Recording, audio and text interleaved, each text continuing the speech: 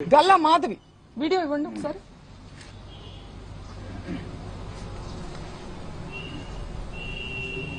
ఈ రోజు మేము ఖచ్చితంగా దాడికి దిగబడ్డాము మేమందరం కూడా. ఈ రోజు మేము ఖచ్చితంగా దాడికి దిగబడ్డాము మేమందరం కూడా. ఈ రోజు మేము ఖచ్చితంగా దాడికి దిగబడిందంట ఆవిడ. ఈ రోజు మేము ఖచ్చితంగా దాడికి దిగబడ్డారంట ఆవిడే చెప్తున్నారు. ఎవరి మీద దాడికి దిగబడ్డారు? మహిళల మీద దాడికి దిగబడ్డారా? మహిళలతో ఇది సమంజసమా? మహిళల కోసం పోరాడుతూ ఆవిడకి నేను ఒక్కటే చెప్తున్నా, మీకు కుటుంబం ఉంది, మీకు పిల్లలున్నారు, మిమ్మల్ని పావుగా ఉపయోగించుకుంటున్నారు. మిమ్మల్ని ఏ ఎమ్మెల్యేలు అయితే మిమ్మల్ని మా ఇంటికి పంపించారో వాళ్లే రావచ్చు కదా. వాళ్ళు రాకుండా మిమ్మల్ని పంపించారంటే మిమ్మల్ని బలి పశువుని చేస్తున్నారు.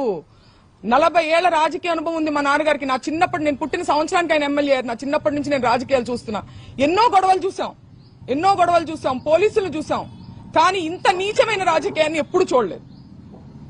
నేను గల్లా మాధవ్ గారికి చెప్తున్నా, మీ కుటుంబం లేదా?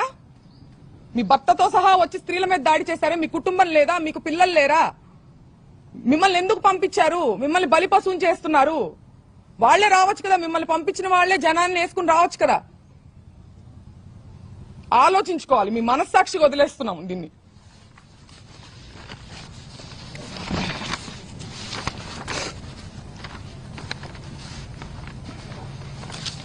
పీకే గారు, పవన్ కళ్యాణ్ గారు చాలా సందర్భాల్లో మహిళల సేఫ్టీ గురించి మాట్లాడడం జరిగింది.